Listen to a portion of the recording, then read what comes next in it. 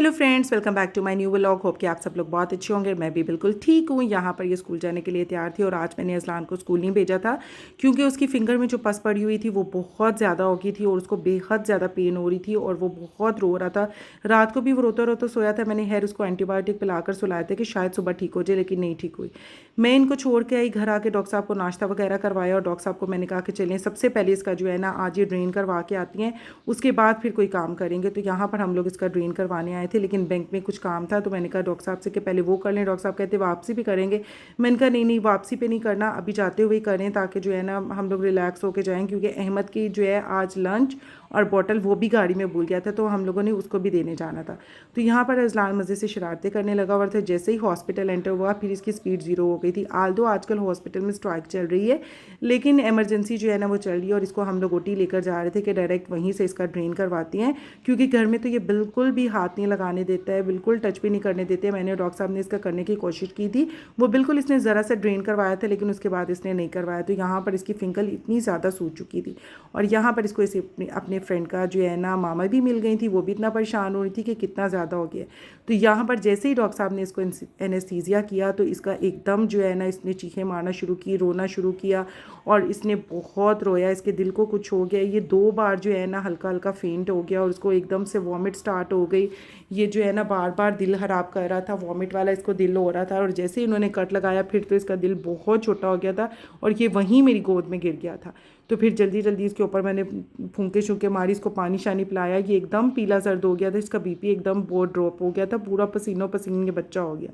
मुझे इतनी इसकी एकदम फिक्र हुई ना, लेकिन खैर ये इसको पेन भी बहुत ज़्यादा थी, इसके अलावा हल भी कोई नहीं था अगर हम ड्रेन ना करवाते तो। घर आए, घर आकर ये थोड़ा सा स्टेबल हुआ तो फिर इसने थोड़ा सा जूस पिया और यहाँ पर बिल्ला मज़े से इन दोनों के बीच में लेटा हुआ था। डॉक्टर साहब को खैर पता नहीं था, वो सोए हुए थे मज़े से और बिल्ला आके चुप करके इनके बीच में लेट गया। वरना डॉक्टर साहब जाग रहे हो तो कभी भी बिल्ले को अपने साथ नहीं लेटाते हैं, उनको पता नहीं उलझन फील होती है।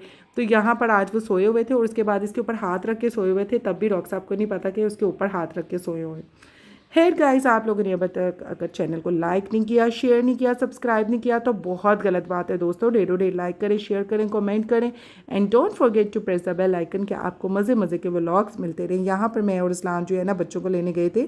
अज़लान आल तो कह रहे थे मामा मैंने नहीं जाना, बहुत गर्मी है। मैंने कहा नहीं, मैंने अकेले ने भी तो जाना है ना, चलो दोनों मिलकर चलती हैं। तो यहाँ पर मैं इन सबको खाना खिला रही थी और अज़लान को आवाज़ें दे रही थी कि आकर खाना खा लो, लेकिन जब से इसका वो हुआ था ना, इसको करवा के लाए थे, तब से इसका जो है ना कुछ भी खाने को दिल नहीं कर रहा था। ये एकदम पीला सर्द हो गया था और कुछ भी नहीं खा रहा था सिवाय एक जूस और एक चॉकलेट के।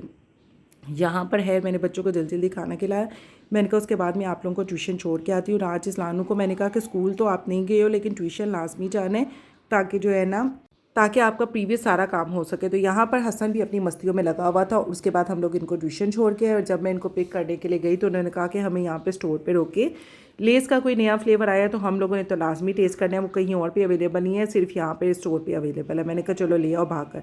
उसके बाद हसन ने मुझे इतना तंग किया कि शेर की शादी है कल और उसके लिए मुझे शेर का मास्क चाहिए और टीचर ने कहा कि बुक्स और से ही मिलेगा। कहाँ से मैं इसका जो है ना बुक्स और से दोबारा जो है ना मास्क ले पता करने के लिए आई, लेकिन यहाँ पर अवेलेबल नहीं था। फिर मैंने कहा चलो अब जा तो रही हूँ तो बच्चों के लिए मैं लंच भी ले लूँ, क्योंकि ये जो है ना चीज़ों वाला काम ये बहुत ख़राब है, जो है ना गंद बला खाना। तो मैं यहाँ पर रुकी थी, मैंने कहा चलो जल्दी से इनके लिए मैं लंच के लिए भी चीज़ें ले आऊँ, क्योंकि इसके अलावा KNN's की आइटम्स के अलावा ये लंच में कुछ भी नहीं लेकर जाती हैं। बड़े ख़राब हो चुके हैं ये बच्चे। उसके बाद हम लोगों ने यहाँ से दही लिया। मैंने कहा चलो दही भी लेती जाऊँ, लगते हाँ जो है ना कल शेर की शादी के लिए खाना बनाना है तो हम लोग भी अपने लिए जो है ना दोपहर के लिए खाना बना लेंगे। यहाँ पर मैं आई, मैंने कहा चलो जल्दी से आप सब लोग सो जाओ क्योंकि मुझे अब किचन में जाकर सीधा काम करना है। और यहाँ पर हसन इतना एक्साइटेड था क्योंकि पहले हम इसके कपड़े देख के आए थे। इसको मैंने इतने कपड़े दिखाए लेकिन इसको पसंद नहीं आ रहे थे कि गर्मी है गर्मी है गर्मी।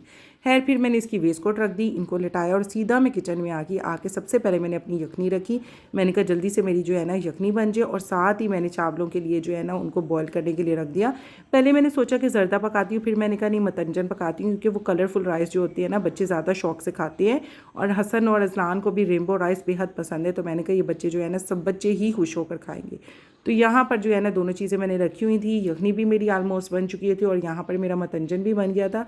और इसको हमेशा हल्के हल्के हाथों से जो है ना उल्टाते पलटाते हैं, वरना अगर ये जल्दी जल्दी में हरी हरी में कर दे तो सारे ही कलर्स एक जैसे मिक्स हो जाती हैं, बिल्कुल भी पता ही नहीं चलता अलग अलग चावल का कि कौन सा कलर है, कौन सा कलर है।